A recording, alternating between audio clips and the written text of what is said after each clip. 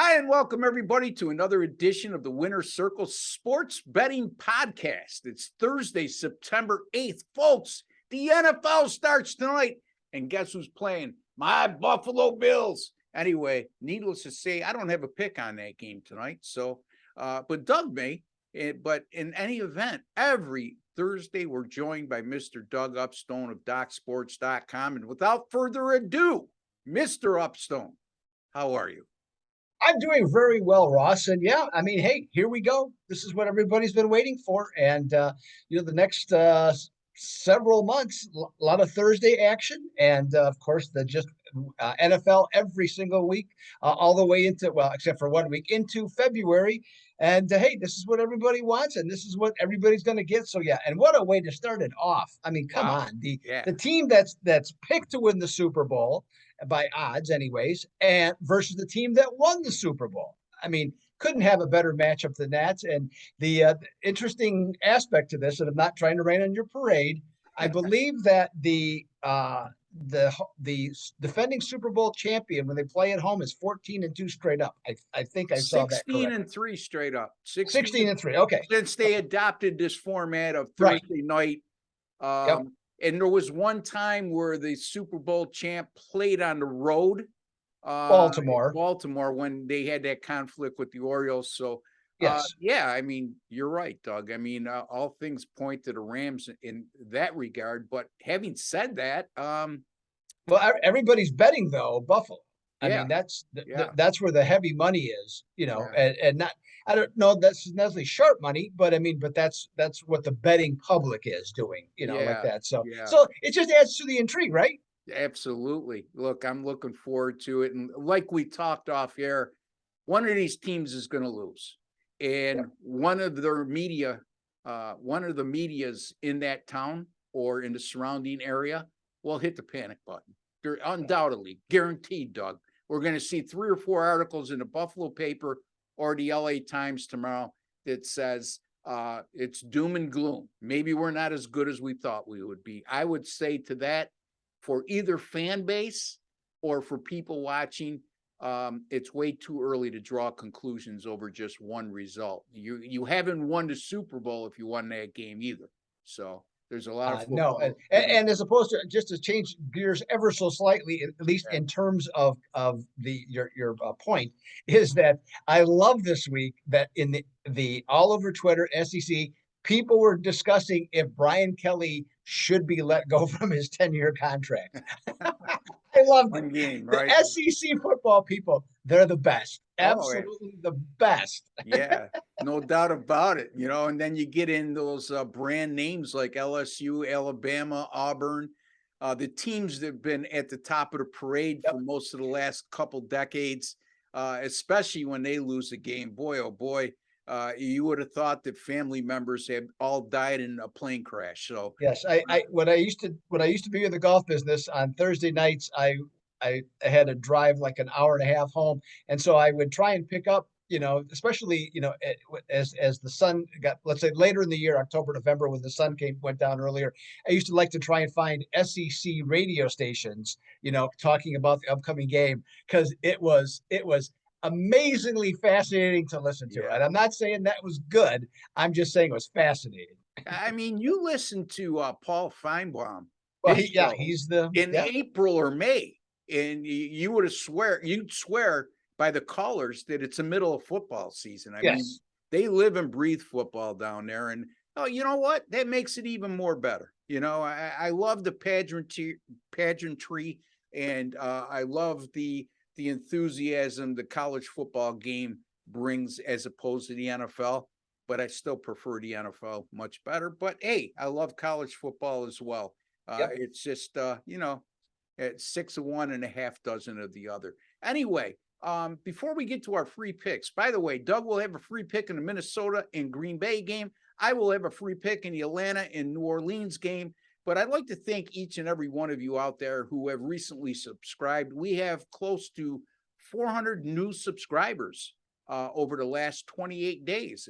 So, hey, thank you very much. I appreciate it. And I appreciate the over 8,000 of you who have subscribed over the last few years. Without you, this show doesn't exist.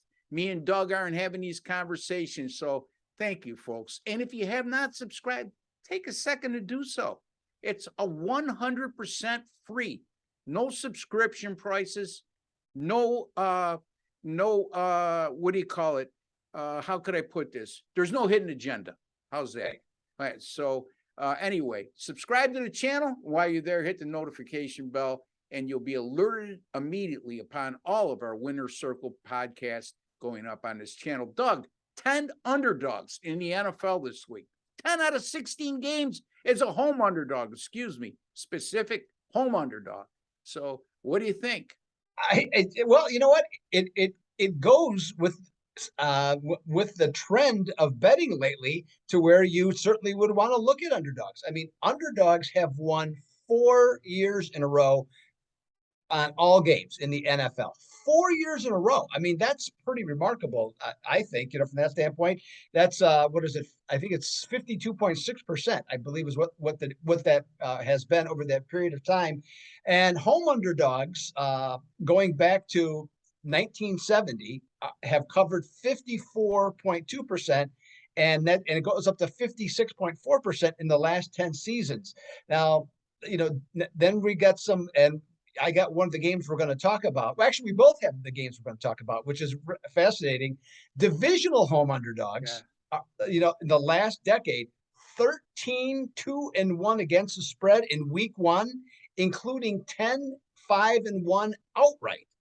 So with the games that are on board, boy, Ross, there's something to really think about, and you and I are going to share opinions in a minute. So what do you think about this? Yeah, why do you think I actually have a related NFL betting angle as it applies to what you're talking about, but it also involves teams that won 7 or less games the year before. Oh, okay. So I'm going to fine tune it a bit, but yeah, I mean, we were talking, Doug. I mean, and I asked you, Doug, has this ever happened? A ratio of home underdogs as opposed to home favorites on opening day of the NFL in the Super Bowl era, and you had read, no, that's never happened. It's not even come close to happening. No, it's incredible to think about, but yet, like I said, it adds so much intrigue to week 1 from a betting standpoint, is to look at. I mean, for example, who is going to seriously consider taking Houston, against Indianapolis? I mean, you just off the top, you wouldn't even give it any consideration. But then you add in the crazy thing of that Indianapolis in week 1, 2-12 straight up, and I believe 2-12 also against the spread in week 1. So then you say to yourself, well, especially with 7 points, which by the way is down from 8 from that standpoint. So, and we're still, as we do this video on a Thursday, I mean, who knows? That could drop even further. I mean, you wouldn't think so, but it could. So yeah, so that's what makes this all interesting. And there was another one too that I saw. I want to say teams that are favored in week 1 by a touchdown or more are, like, I want to say 3-9 most recently. So like you have, again, who's going to take San Francisco, against the Bears? I mean, San Francisco in some circles is considered a Super Bowl favorite, especially if Trey Lance plays as what San Francisco is hoping. And the Bears are supposed to be just absolute trash this year, but yet you at least have to acknowledge that there's something to that based on how that trend has played out in recent years. Yeah, it's not about who the better team is on paper. Okay, it's never about that. But it's about the situation. It's about, not about who's going to have the better record at the end of the year. It's about the situation in an opening game. It's about beating a number, folks. So when you start to state some Captain Obvious picks like San Francisco should kill Chicago, hey, they very well may be, but it's never that easy. Okay, I shouldn't say never, but most times than not, if it looks too easy and looks too good to be true, it is. So having said that, we're talking to Doug Upstone of DocSports.com, and Doug's one of the finest handicappers in the country, and he's going to tell us what he's got going on. Before we get to our free picks, Doug, you're going to tell us what you got going on over the weekend here with the opening week of the NFL and week 2 of college football.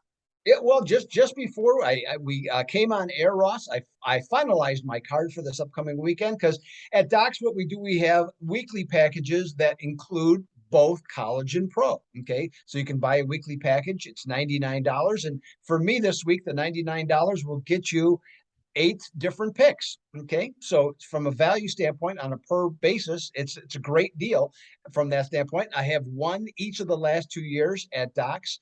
May have a profit of over 8,100, and I've won 4 of the last 5 years overall. And when you combine the two, and NFL last year, a solid 45-31 record. So happy about that, and look to continue that as we dive right into the NFL this weekend. And so I also will have a big play on Saturday, a top play, and one on Sunday as well. So looking forward, Ross, to make it happen and get it going again. One of the more consistent winners over the last couple decades. That's Doug Upstone of DocSports.com. Folks, you'd be absolutely foolish not to look at his picks and invest some money with him. And again, you could find his picks at DocSports.com. You could find me at RBWins.com. 4-2 start to the college football season dating back to last year. 42-29 run with college football picks, which is close to 60%, just a shade under that. So as we both know, and a lot of you out there don't know, 60% is pretty darn good. And I know a lot of you out there will scoff at 60% because you want to believe that there's some miracle worker out there that's going to hit 75% for the year. And I would say be really careful, folks, because a lot of guys will tell you what you want to hear. So you take your credit card out of your wallet and insert it into the machine. Just be careful. There's nobody that's that good. If you follow our money management plans, stay disciplined, anywhere from 55 to 60% will make you a ton of money. Anyway, Doug, you have a free pick. It involves your favorite team, the Green Bay Packers, and they're going to be traveling to Minnesota to take on the Vikings in a virtual even game. What do you got for us, buddy? Sure. Well, in this one, Green Bay is a small favorite. And when I think about the game, I'm not saying the line isn't justified at 1.5 for Green Bay, but it also feels like the sports books are playing into public perception. Okay, based on how these teams have played over the last several years.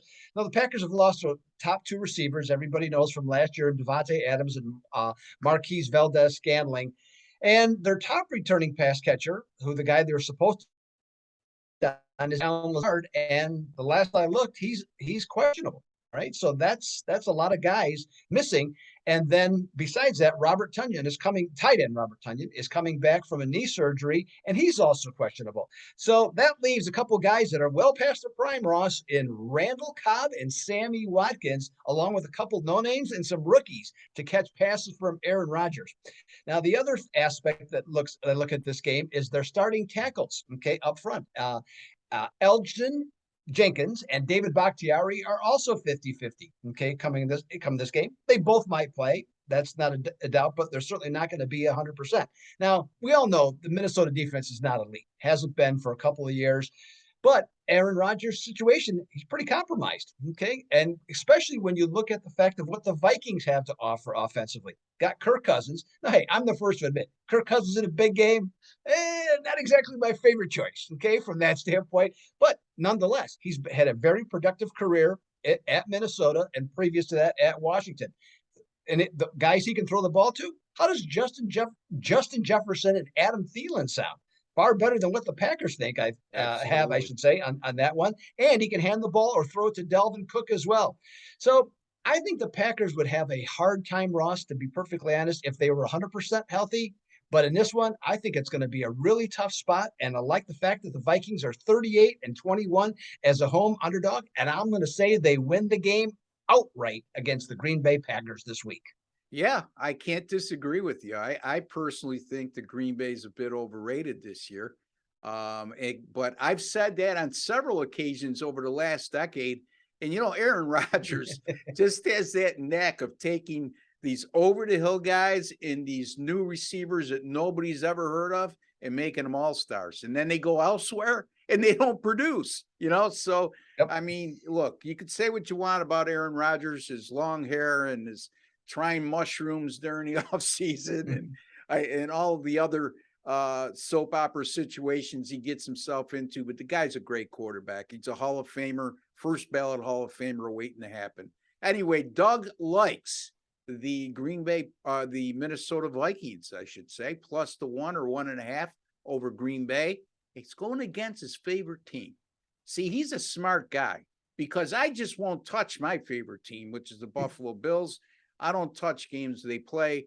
When it gets down to the playoffs, I'll try to stay as objective as possible. But, you want to bet with your head and not your heart. Doug's cold-blooded, man. He's going right against his favorite team in the season opener. Besides, boy, oh boy, the cheeseheads ain't going to be happy with you, my friend. Anyway, I'm going to take a look at New Orleans and Atlanta. And here we are, another division home underdog in a season opener. I see a lot of experts out there picking New Orleans to win the NFC South over Tampa Bay. And I am not sure why. Because let's start with this. Jameis Winston, the last time he was a full-time starter for an entire season was with Tampa Bay a few years back. He threw 30 interceptions in regular season action. You know what else? 7 of those out of the 30 interceptions were returned for touchdowns. So if you look at his odds, his prop odds, they're minus 130 to throw at least 1 interception. So, that speaks volumes to me as well. I could count on him to make at least 1, if not 2 critical mistakes in this game. And if I'm wrong, I'll tip my cap and say maybe he's made some improvement in that regard. The guy's a good player. He's a good passer. He also had over 30 touchdowns that year. He threw 30 interceptions, but he negates everything he does good with what he does bad, it seems like. Look, Atlanta is not going to be a good team this year. They were 7-10 last year, and that was with Matt Ryan at quarterback. And a lot of people are going, man, oh man, they got rid of Matt Ryan. They let him go, and rightfully so, because this isn't a team that's going to win a Super Bowl. And Matt Ryan deserves a chance to be with somebody who has a legitimate playoff chance, if not Super Bowl aspirations. And he is with Indianapolis. But Marcus Mariota, who failed in Tennessee, I guess he could say he failed, Doug, but not really. He lost his starting job. But it's not like he wasn't a quarterback on a playoff team, which he was at one point. And as a matter of fact, that playoff team went to the AFC Championship game where they fell to New England, if my memory serves me correctly. And people forget, Arthur Smith is the head coach of the Atlanta Falcons. Arthur Smith was the offensive coordinator when Mariota was with Tennessee. He was the offensive coordinator at Tennessee, I should say. So there's familiarity there. He knows the language, meaning Mariota. So there's not going to be as much a learning curve going into a new system as there ordinarily would be. Now, do I think Atlanta will have the better record than New Orleans at the end of the year? Probably not. I would say there's a good chance that's not going to occur. However, talking about a one-game situation, we're talking about a division home dog in a season opener. And guess what, folks? You want to know how they do? Doug told you part of the equation. I'm going to tell you the rest. Division home underdogs of 6.5 or less that won 7 games or fewer the year before have gone 27-7 against the spread and 19-14-1 straight up. So, and it's not like we're getting 1 or 2 here, like the Vikings game. We're getting 5.5. So I'm going to take Atlanta here, Doug. I'm going to take a shot here with the Atlanta Falcons plus the 5.5 over New Orleans. And by the way, folks, I got that from my 4D handicapping software, which not a lot of guys in the country have, but I lean on heavily in the football season. And the numbers don't lie and liars don't figure. What do you think, Doug? I'm not going to agree with you on this one, Ross. All I right. know we have a few just not we have few where we don't agree on this one. I have my doubts. It has to do more with the Atlanta roster. Yeah. Okay, I just think I just don't think it's a good roster. All right. Period. And so and Mariota, was it 2019 the last time he started the game? It's been a while. If he was that good, at least to me, I think he would have gotten some traction somewhere else. Just didn't happen. I just don't happen to. I just don't think. I think Atlanta. What are they supposed to win? What was there, over 4.5? I think Yeah. is what it was on that one. So in this case, Ross, we're gonna agree to disagree. But hey, you know what? That's what makes football That's fun. okay. Yeah. Yeah. Well, yeah. Sure. Well, I'm just saying that's what makes football fun We're not because going to agree all the time, you know. no, So, well, and the other part of it is, or I should say, the best part of it is that we can have this discussion right now, and as of right now, we are both correct. On Sunday at 4 o'clock Eastern, one of us will be wrong. Okay, yeah. so Yeah. that's good. All right, So, so a difference of opinion in life, hey, spices it up, and especially if it's not political. So that's even better. absolutely. Absolutely. Nothing personal here, nothing No, personal on no, Doug's end either. It's just, hey, if we were all picking the same games, you only need to buy from one handicapper, so that's never going to be the case. Anyway, Doug, it's always a pleasure, man. I'm looking forward to this coming weekend. You can find Doug's picks at docsports.com. That's docsports.com. 50 years in business, 51 years in business, actually. So longevity in this business speaks volumes, folks. We've been in this business for over 20 years, each one of us. 50 years, that tells you that site and how it's run and the handicappers they have there are top notch. And Doug's one of them. A lot of great handicappers there. Check them out at docsports.com. Don't forget to see me at rbwins.com. You'll get all my premium paid selections there. And all picks, single game and daily, single game and multi-game daily packages are guaranteed. If you don't make a profit, you don't win. I will not refund your investment. I will match it in terms of credit to your account, and you could use that any which way you like toward future purchases. Doug, any final words? Hey, you know what? I think we're just excited to get things going. I'm anxious to see how your Buffalo Bills do on Thursday, and we'll see. And with a big weekend coming up ahead, and not just the NFL, but also in college football. And speaking of college football, I'm going to be back here on Monday with you, Ross, and we're going to be dialing up again, and hopefully we'll be talking about having a 3-1 or better record like we just did this past week. Yeah. So, hey, we've been rolling right along here on this channel, not only me and Doug, but the other handicappers on the Winner's Circle sports betting podcast. So again, folks, if you haven't subscribed, take a second to do so. It costs you absolutely nothing. Don't forget, Doug at docsports.com, Ross Benjamin at rbwins.com, 7 college football selections up between Friday and Saturday right now.